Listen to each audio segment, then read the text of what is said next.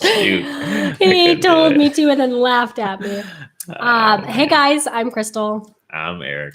We are going to be talking about separation anxiety today. So I was trying to do like a crazy face, but instead it was just a joke to somebody. I'm just kidding. Maybe next time. Maybe next time. So separation anxiety, this is something that we hear about often as far as questions and concerns from families that come to us. And I feel like it's a growing thing. When I was younger, not many dogs had separation anxiety. And it's really not that it didn't exist back then, but not in the numbers that we see it now. And even 10 years ago, when I first started training, dogs over a decade ago, it wasn't this bad.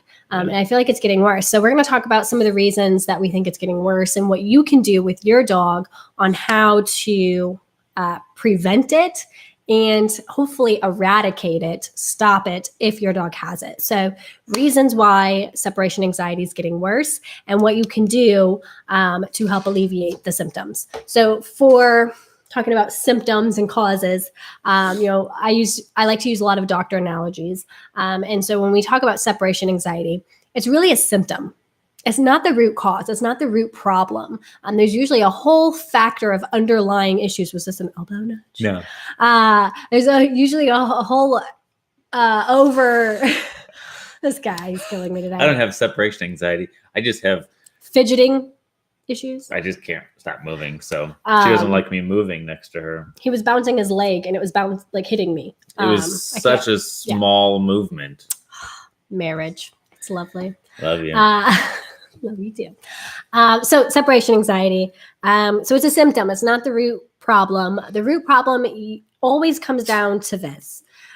Your dog knows you love them, but your dog doesn't know how to trust you because you aren't speaking their language. You're speaking language, they're speaking dog, and there's not this bridge in communication, this translator that makes your dog understand what you're saying and feels the peace that you're trying to give them. So what I mean by that is your dog, lost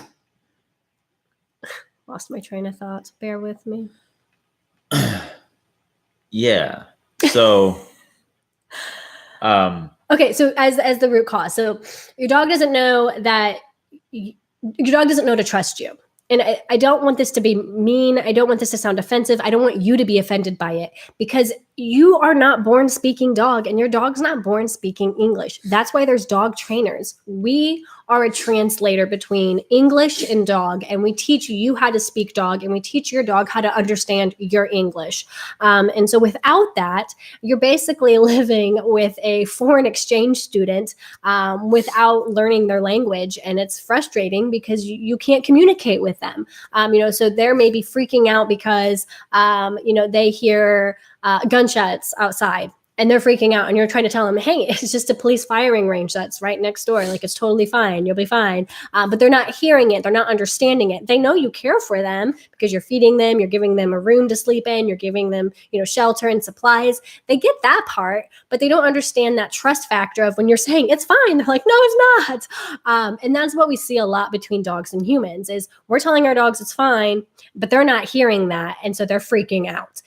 So we're going to bridge that gap with communication and with our body language, which is also a primary form of communication with your dog. So as you're leaving the house, so let's start with how to prevent separation anxiety. I like that analogy, by the way. Foreign exchange student. Thank you. So I'm sorry, I'm recovering from the flu, and so I'm going to step aside here and blow my nose.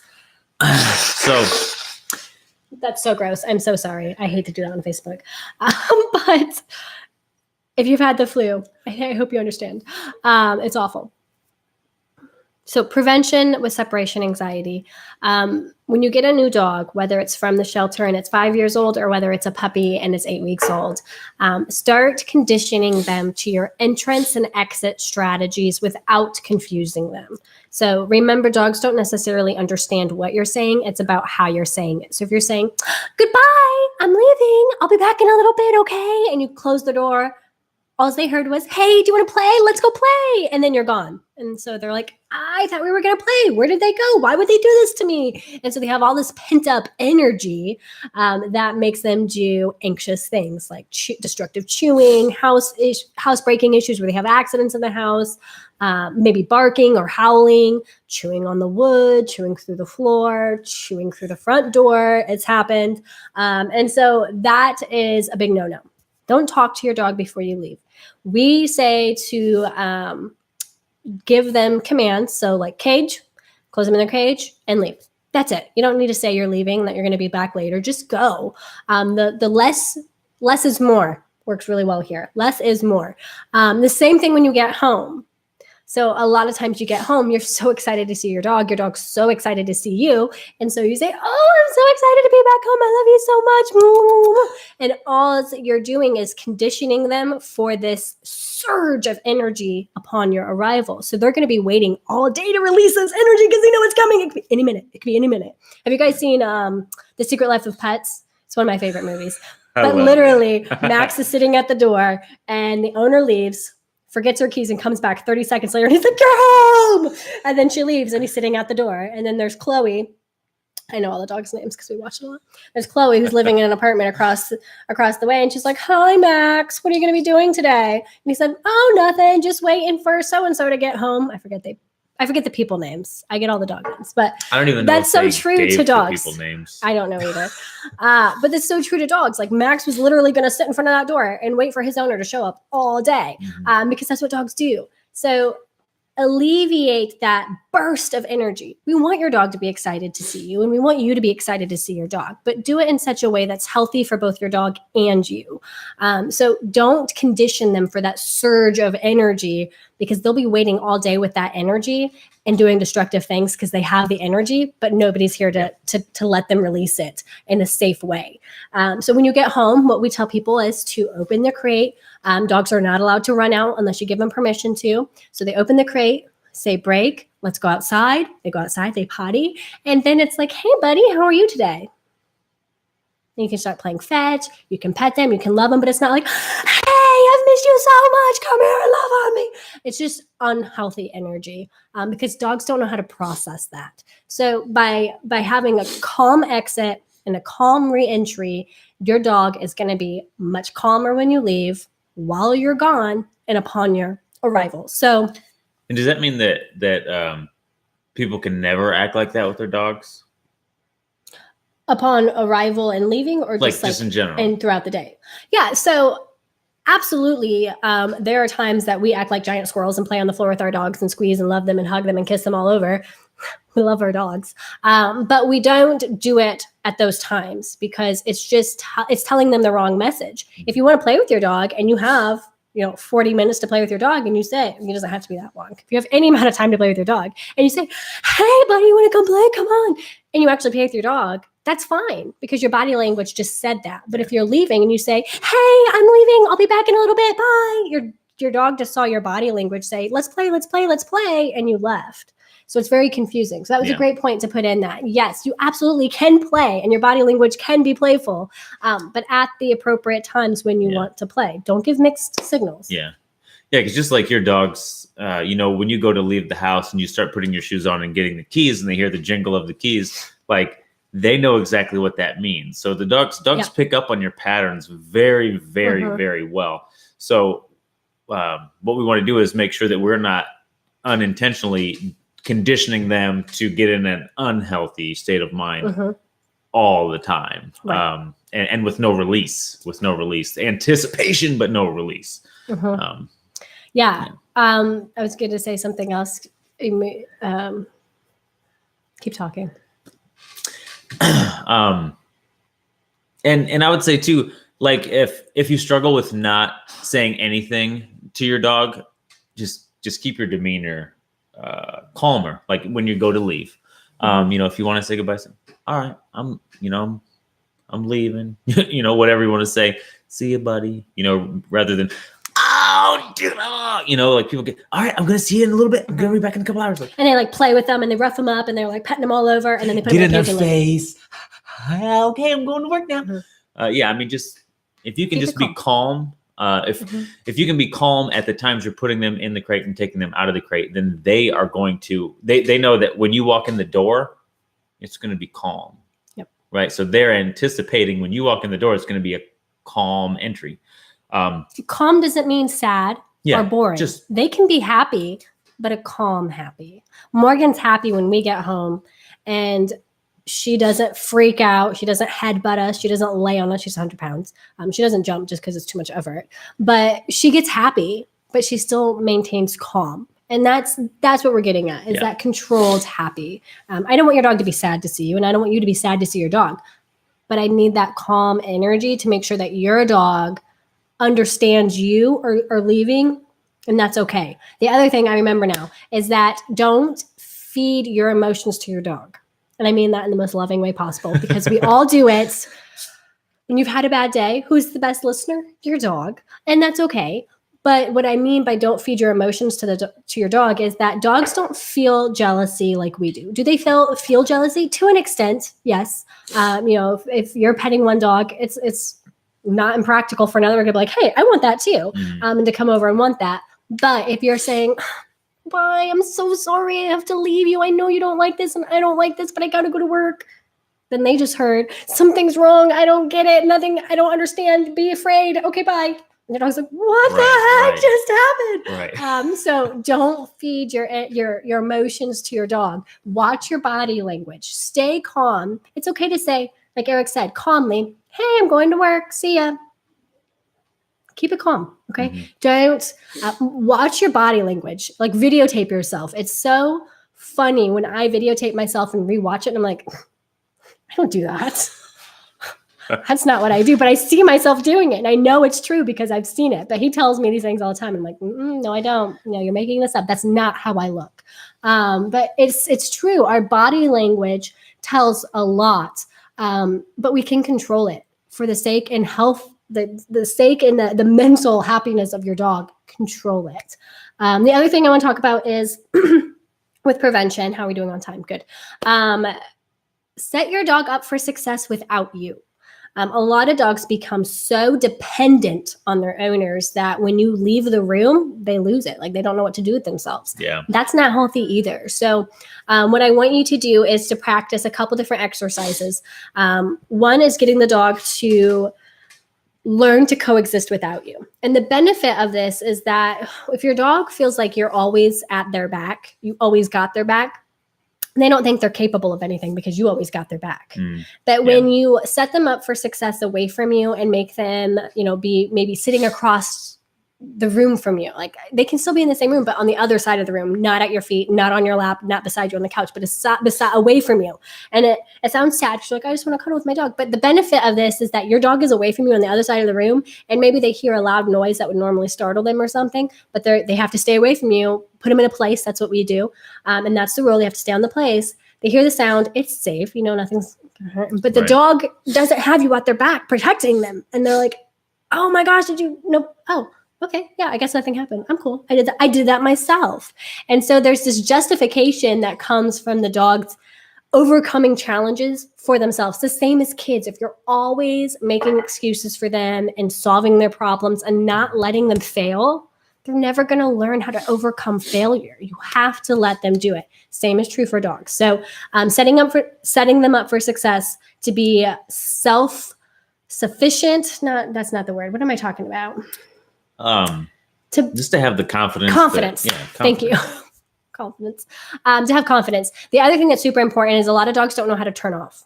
Just like kids, right? They say dogs have the average IQ of a 2-year-old. What 2-year-old willingly knows when they need, some do, and my kids will tell me sometimes, but not 100% that they need to stop playing. When I'm looking at them, I'm like, dude, they are in a funk. They need to take a nap because they just don't identify it. And a lot of dogs are the same way. They don't know when to settle or lay down or relax on their own. And so they constantly pace and they never truly relax. And even when they're laying, their eyes are open or their ears are perked up and they're just waiting. Like, yes, I'm trying to nap, but I'm waiting for something because they feel like they are the watchdog of the family. They feel like they have to be on guard. And that's not healthy for them. It's not healthy for you. It's not healthy for them. That actually increases their cortisol levels. That's the stress hormone. It decreases their lifespan. Like nobody wants that. We need to teach them how to relax. So one of the exercises we do is called Settle the Dog. Super easy. Have their leash. You're literally going to sit on their leash so that they have enough room to lay down at your feet, but not walk like 2 feet away from you. So you want them to stay within your boundary, your bubble, but you're not going to talk to them. You're not going to touch them. If they jump on you, you're just going to kind of use your arm to kind of just push them off gently, because we don't want them to rely on us to make them calm. I want them to learn how to shut themselves off, how to close their mind to outside distractions on their own. And that's super empowering for their confidence to know that they can choose when to relax. Like they can decide when they need it. So with the exercise, Settle the Dog, you're going to think it's not working because it takes a long time that first time because your dog's not used to relaxing on their own.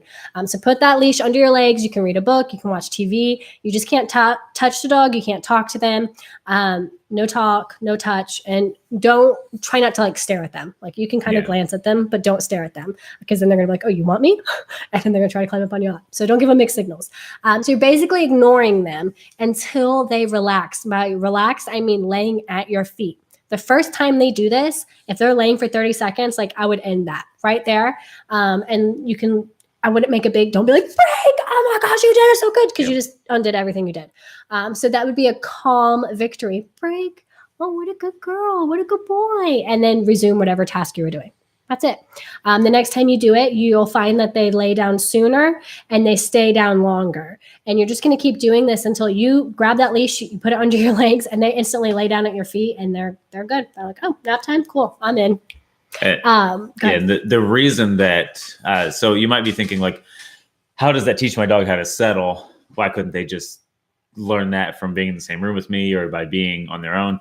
Well, when you have them tethered to you, essentially, when you're sitting on the leash, they don't really have options to do anything. They don't have the option to walk around. They can stand, but they can't really go anywhere. Boring. It's very boring. So they literally have 2 options: stand there and be tense, or lay down and relax. And after so long, how long depends on your dog, they will eventually lay down and relax. They're going to get bored. They're going to get bored. But if they have the option to roam, then not only are their senses more stimulated because they're not in one spot, but they can see other things, smell other things, experience other things, but they can get into other rooms. They can play with toys. Like they have way, way too many options for us to expect that they're going to, on their own, just settle down. So that's, it's a super, it's almost silly how simple that is, but it does make a huge, huge impact with letting your dogs realize that they can settle down, because a lot of dogs don't understand that. Dog's coming up the stairs. Watch out. Mark, stay. Guard dog. Nope, Mark upstairs. Go grab. A little late to the game. Yeah.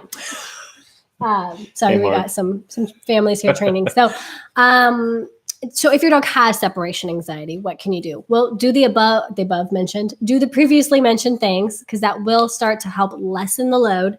Depending on the severity of your dog's separation anxiety, you may need to seek the help of a professional, because we are skilled in dog minds and brains, and we know how to help rework it in a healthy way to help your dog face these fears, because they're basically separation anxieties and irrational fear. Yeah. And so it's not healthy.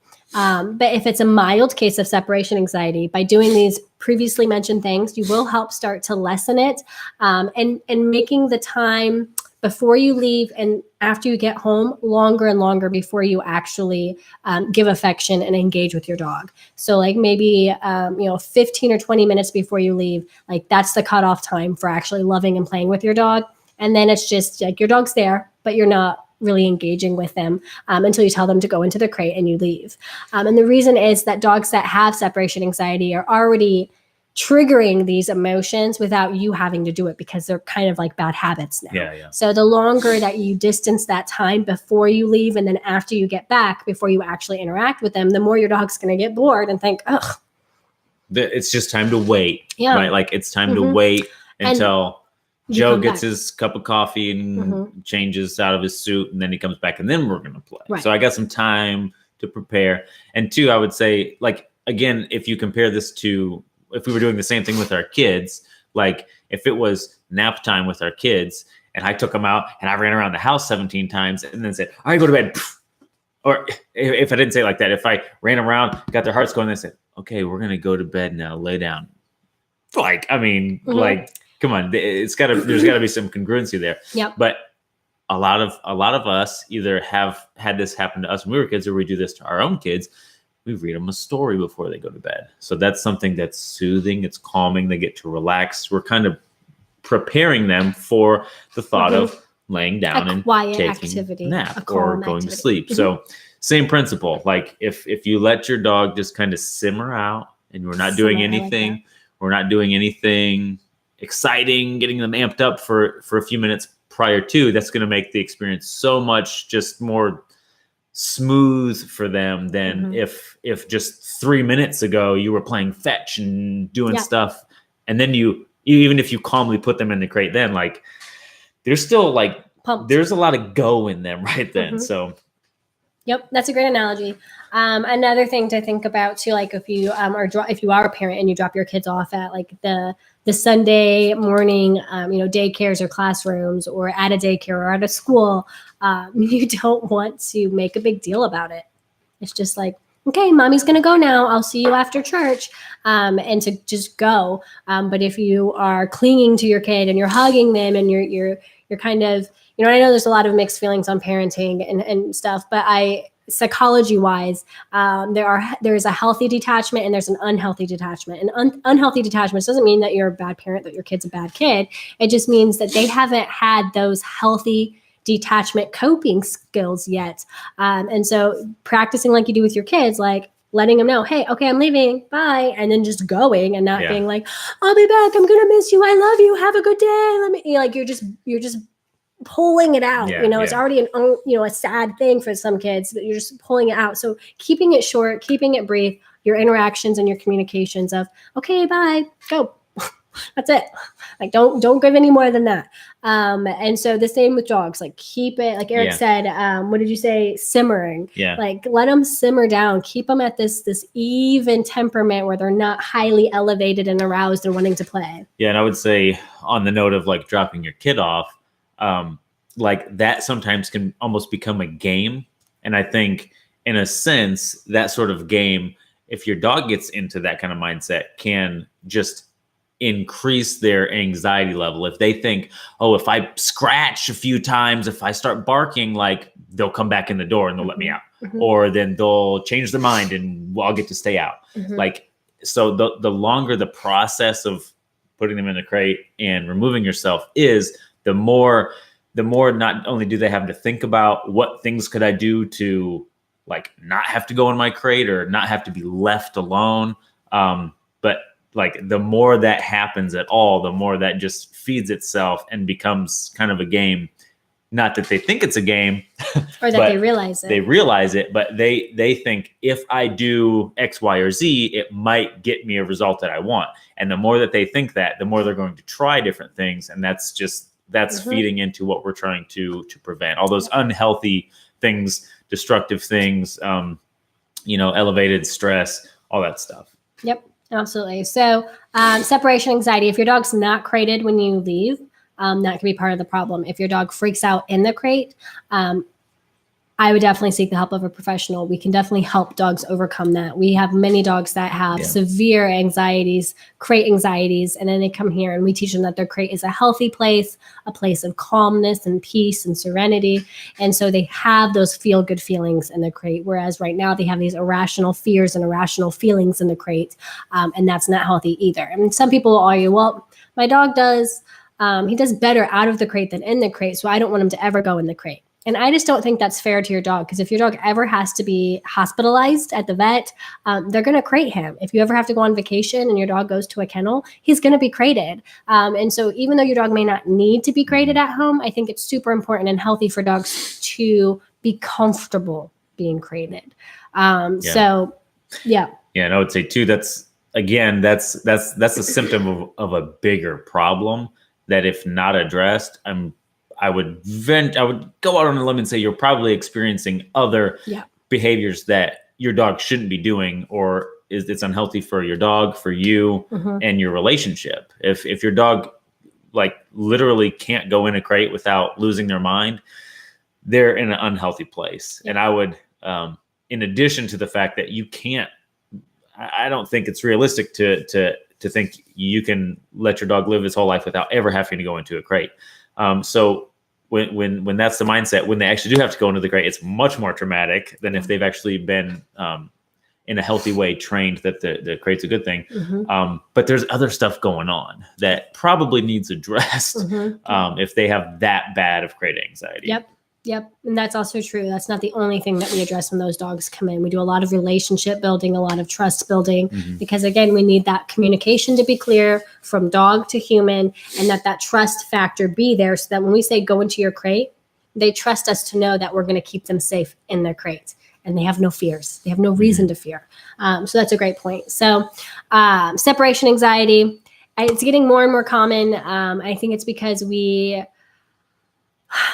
lot of dog trainers say, don't treat your dog like a kid. I say, I don't care if you treat your dog like a kid as long as you disciplined your kids. There has to be consequences and there has to be boundaries put into place for your dogs and your kids for everybody to be sane. Otherwise, you'll lose your mind. And so, absolutely, nowadays it's more common to let kids get away with things because they're just kids. And it's more common to let dogs get away with things because they're just dogs. And so, we're showering them with all of these rewards, treats and toys and food and clothes. And they don't really have any earning in it. Like that's just given to them like they're royalty. And so they think they are royalty. And so they feel like they're free to do whatever they want. And that means boss you and tell you you're not allowed to leave your own house. And so I feel like it is getting more common, but if we start treating dogs with boundaries and with discipline, it doesn't mean you're a meanie. It just means that you have clear expectations and your dog understands those clear expectations and knows what's expected of him. It's a family dynamic. So have that with your dog. Have those expectations of, yes, I'm going to leave and I'm going to come back. Yes, I'm going to be home and I don't need you to be right next to me. And you can be fine 10 feet away. You're going to make it. Have that relationship, have that trust with your dog. And if you can't on your own, that's okay. That's why there's dog trainers. That's what we do. Like we would love the honor and privilege of helping you bridge that communication gap with your dog. That's what dog trainers do. So, all right. I hope that was helpful. Let us know your feedback. Next week, we'll be back with our next Facebook Live. And if you like this video or you feel like you know somebody that has a dog with separation anxiety that could benefit with this, tag them in this comments or share this video to their page or just share it on your page and tag them in it so they see it because that's why we make these. We just want to help as many dogs as possible live happy, calm lives. That's it. I thought you were going to say something else. Bye, guys. Later. Still waving. Sorry. Bye, guys.